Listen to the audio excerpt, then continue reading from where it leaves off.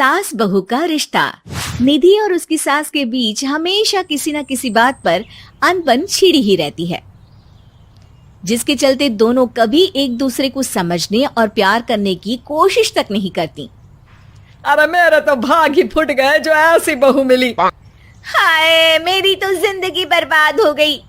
भगवान, या तो अच्छी सास दे देता या फिर गूंगी। इन्हें मेरे सिर बिठाकर कौन से जन्म का बदला ले रहे हैं भगवान। क्या बोली? वही जो आपने सुना। इतनी बड़ी हो गई कि सास से जुबान लड़ाती है। अरे यही सीख कर आई है क्या मायके से? अरे नहीं नहीं, उसके लिए तो ससुराल ही काफी है। मेरी सास ने मुझे बहुत अच्छे से जुबान लड़ाना सिखाया है। हाँ। सास बहू की तीखी नोक झोंक चल ही रही होती है कि दीपू वहां आ जाता है। रिश्ता करते हुए पति पत्नी की जगह सास बहू की कुंडली मिलानी चाहिए, क्योंकि अगर सास बहू का रिश्ता अच्छा नहीं तो उनका पता नहीं, पर पति की जिंदगी तो पक्का झंड है। मुझे अपने सामने कोई झगड़ा नहीं चाहिए। बस करो दोनों। दोनों शांत होकर अपने अपने काम में बिजी हो जाती हैं। दीपू ऑफिस चला जाता है, जिसके थोड़ी ही देर में दीपू की बहन कल्पना का फोन आता है। अरे कैसी है रे बेटा? ससुराल में सब बढ़िया है ना? कोई तुझे परेशान तो नहीं करता? सास की बात सुनकर पास खड़ी निधि हंसकर कहती है, अरे वाह रे ऊपर वाले, खुद बहू को शांति से सांस भी नहीं लेने देती और बेटी से पूछ रही है कोई परेशान तो नहीं करता। अरे मेरी बेटी तुम्हारी तरह नाकारा और बदतमीज नहीं है, इसलिए उससे पूछना बनता है। तो उनकी सास भी आपकी तरह नहीं होगी, इसीलिए उन्होंने कुछ बोला नहीं। और इसी के साथ एक बार फिर दोनों सास बहू के बीच तानों का युद्ध शुरू हो जाता है। फिर कल्पना कुछ देर तक तो फोन पर सुनती रहती है, पर जब दोनों चुप होने का नाम तक नहीं लेती तो वो चिल्लाते हुए बीच में बोलती है, अरे बस करो, यहाँ फोन कान पर लगाए जब मुझसे आप दोनों की बातें सुनी नहीं जा रही तो मेरा बेचारा भाई न जाने किस हाल में होगा। अरे ये सब तेरी भाभी की वजह से है बेटा। तो माँ, आप भी कुछ कम नहीं है। आप दोनों को ही अपना रिश्ता सुधारने की जरूरत है। मैं एक बाबा को जानती हूँ जो रिश्ते सुधारने में एक्सपर्ट हैं। आप दोनों उनके पास जाइए। ना जी ना, मैं ऐसे ढोंगी बाबा में नहीं मानती। देखा, कहा था ना। अरे ये तो हमारे घर में शांति चाहती ही नहीं है। भाभी, एक बार ट्राई करके तो देख लो। इस पर निधि मान जाती है और अगले ही दिन दीपू के ऑफिस जाने के बाद दोनों बाबा के पास पहुंच जाती हैं। सास बहू के बीच रिश्ता कुछ ज्यादा खास नहीं है।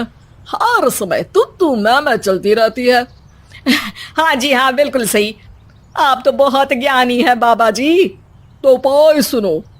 बहू को साफ और सच्चे मन के साथ सास को 12 लाल और 12 हरी चूड़ियां भेंट करनी है। बात भेद अपने आप कम हो जाएंगे।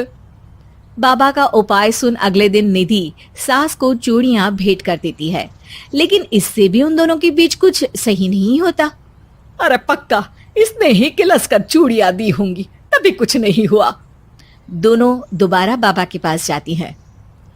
कुछ नहीं होता। तो दूसरा उपाय सुनो। सुबह सूरज निकलने से पहले ही घर की सफाई कर सारा कूड़ा घर से बाहर कर ठंडे पानी से स्नान करना है। इससे दोनों के बीच रिश्ते अच्छे हो जाएंगे। अरे इतनी जल्दी मम्मी जी ही उठ सकती हैं? ये आपको ही करना पड़ेगा। मैं अकेली तो लड़ाइयाँ नहीं करती ना।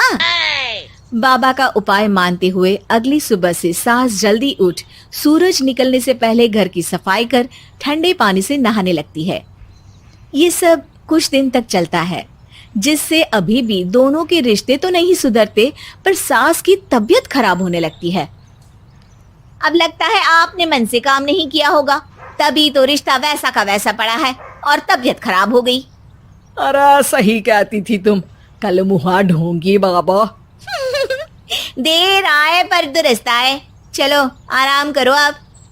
अब निधि बाकी काम छोड़ सास की सेवा करने लगती है। अपनी पत्नी और माँ में ऐसा बदलाव देख दीपू बिल्कुल हैरान रह जाता है। अरे कहीं बाबा ने कोई जादू टोना तो नहीं कर दिया?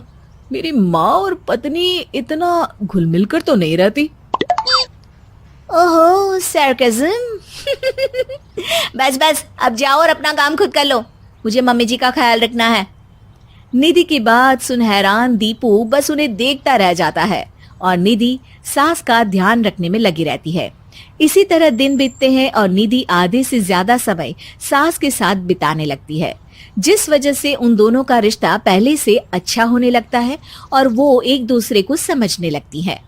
बहू, मैं सोचती हूँ एक बार उसे ढोंगी बाबा के पास जाना चाहिए, उसे सबक सिखाने के लिए। अरे पर मम्मी जी, उसकी क्या जरूरत है, हमारे घर में सब ठीक है, फिर वो कुछ भी करे, हमें उससे क्या। दोनों के बीच ये बात हो ही रही होती है कि तभी बाबा कल्पना के साथ उनके घर आ जाते हैं। माँ, बाबा आप दोनों से मिलना चाहते थे, इसलिए मैं उन्हें यहाँ ले आई। अरे पर हमें इस ढोंगी बाबा से नहीं मिलना। हाँ, मेरी बहू बिल्कुल सही कह रही है। जो कुछ समय पहले एक दूसरे को मारने को चलती थी, आज एक ही लय में बात कर रही है। आपको अपने रिश्ते के लिए किसी बाबा के नहीं, अपने आप की जरूरत होती है। रिश्ता सुधारने के लिए जरूरी है कि सास बहू को अपनी बेटी और बहू सास को अपनी माँ जैसा समझे और प्यार दे। उपाय तो बस एक तरीका है लोगों को समझाने का कि असली उपाय उनके पास ही है, आपको बस उन्हें समझना है। सास बहू का लिव इन रिलेशन। नेहा खुले विचारों वाली लड़की थी। अरे नेहा, क्या दिन में सोती है, ससुराल में ऐसा नहीं चलेगा, वहां तो काम करना पड़ेगा। काम जितना काम होगा कर लूंगी माँ, पर अगर कोई ये कहे कि सारा आराम छोड़कर सिर्फ काम ही करना है तो ना भी ना, मुझे नहीं करनी शादी। अरे कैसी बात कर रही हो। अच्छा चलो जाकर नहा लो, मैं नाश्ता लगा देती हूँ, फिर तुम्हें कॉलेज भी तो जाना है। नेहा कॉलेज के लिए निकल जाती है। वो सोचने लगती है कि ससुराल में वो कैसे मैनेज करेगी। क्या हुआ नेहा, परेशान लग रही हो? अरे यार, तू तो मुझे जानती है ना, मुझे अपनी लाइफ बिल्कुल परफेक्ट चाहिए, लेकिन लग नहीं रहा लोग मानेंगे। यार कहीं मेरी शादी ऐसे घर ना हो जाए जहां मेरी जिंदगी ही नरक हो जाए। अरे मैंने ना कल एक इंग्लिश फिल्म देखी थी, उसमें भी कुछ ऐसी ही समस्या थी हीरोइन की। अच्छा, तो फिर क्या किया उसने? उसने तो अपने होने वाले पति से साफ साफ कह दिया कि वो पहले उसके घर कुछ दिन तक बिना शादी के रह कर देखेगी, और अगर ठीक लगा तो ठीक, वरना तेरे मेरे रास्ते अलग। अरे हाँ यार, ये तो बिल्कुल सही आइडिया दे रही है तू मुझे। चल मैं तो चली, थैंक्स यार, तूने मेरी प्रॉब्लम सॉल्व कर दी। ये बोलकर नेहा खुशी खुशी वहां से निकल जाती है, लेकिन पीछे से उसकी सहेली कहती है, अरे नेहा, नहीं नहीं, कुछ नहीं सुनना मुझे। ये बोलकर वो वहां से चली जाती है। हे भगवान, पूरी बात सुने बिना ही चली गई। अरे वो तो विदेशी फिल्म थी, वहां सब चलता है, लेकिन ये तो भारत है, सभ्यता और संस्कारों वाला देश, जहां शादी से पहले लड़की को ससुराल में नहीं रखा जाता। खैर, नेहा मस्त होकर घर आती है।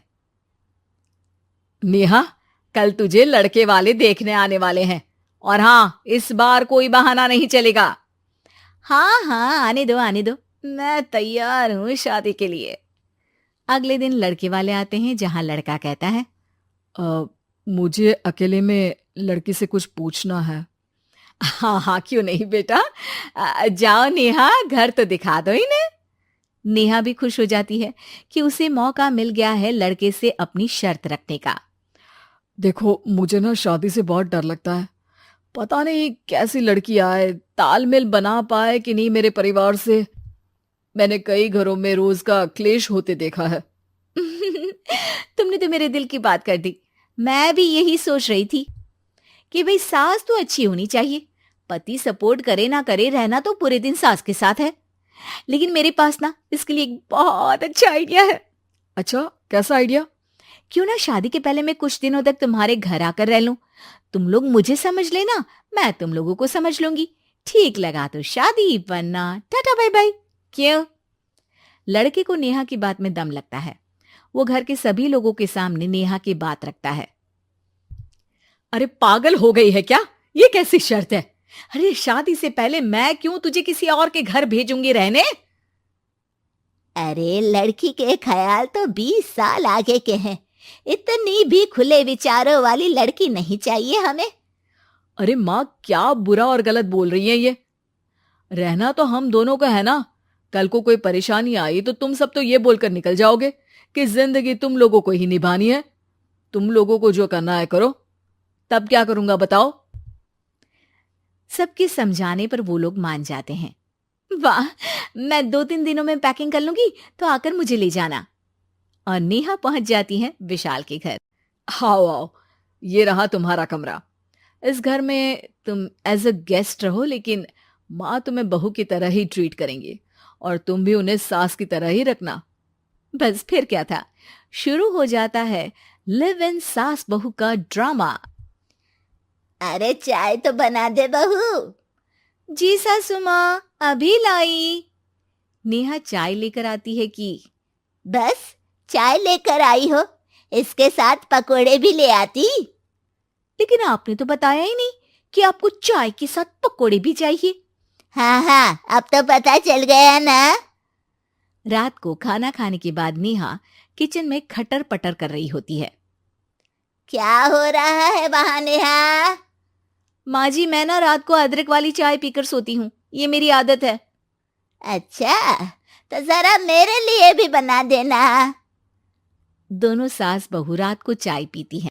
अगले दिन, नेहा, मैं मंदिर जा रही हूँ, मेरी साड़ी निकाल कर बेड पर रख दे। नेहा सास के लिए साड़ी निकाल कर रख देती है। वो देखती है कि उसके आने के बाद से सास ने घर का कोई भी काम करना छोड़ दिया है। यार, मैं क्या करूं? ऐसा ससुराल तो मुझे नहीं चाहिए था जिसमें मैं ही सारा काम करूं। मैं तो ऐसा घर चाहती हूं जहां सास और बहू दोनों मिलकर किचन में काम करें। हे भगवान, रात को चाय पी ली, पेट में गैस बन गई, अब तो चला भी नहीं जा रहा है। मुझे तो ऐसी बहू चाहिए जो हेल्थ के प्रति कॉन्शियस हो, क्योंकि वो ठीक रहेगी तभी तो मैं ठीक रहूंगी। दोनों समझ जाती हैं कि वो लोग एक दूसरे के लिए नहीं बने हैं। अगले दिन, नेहा, जरा चाय तो ले आना। नेहा चाय के साथ चिला भी बनाकर ले आती है। सास खा पीकर सो जाती है। अगली सुबह, तेरी बुआ सास आ रही है, उसे मैंने तेरे बारे में बताया है। तभी वहां गंवार सी एक महिला आ जाती है। चलो यहां से निकलो, कुछ नहीं है खाने के लिए, जाओ। ए नेहा, तमीज से बात करो, ये मेरी ननद यानी आशीष की बुआ है। हाय रे दैया, इतनी आकड़ वाली लड़की! अरे यही है ना जो शादी से पहले ही आकर बस गई है यहाँ पर। बस नहीं गई हूं, बसना है या नहीं ये डिसाइड करने आई थी, लेकिन इन लोगों के रिश्तेदार इतने गंवार हैं तो मैं तो ना कर रही इस घर में शादी। और भाभी, और क्या कमी थी हमारे आशीष में जो आपने ऐसी लड़की की शर्तों को मान लिया? अरे वो तो आशीष के कहने पर मैं झुक गई, वरना ऐसी लड़की को तो मैं घर में घुसने भी ना दूं। ए हेलो, ऐसी लड़की कैसी लड़की? हाँ, बिना समझे बुझे शादी कर लूं? अब तो समझ गई ना कि हम लोग गांव के हैं। भाभी को खाट पर सोना और रिश्तेदारों का गांव से आना जाना तो लगा ही रहना है इस घर में। हाँ हाँ, मैं तो किसी मॉडर्न घर में शादी करूंगी। ये बोलकर नेहा वहां से चली जाती है। अपने घर में आकर नेहा कहती है, ना माँ ना, लिव इन में रहकर देख लिया, ये गांव के लोगों का कोई भरोसा नहीं है।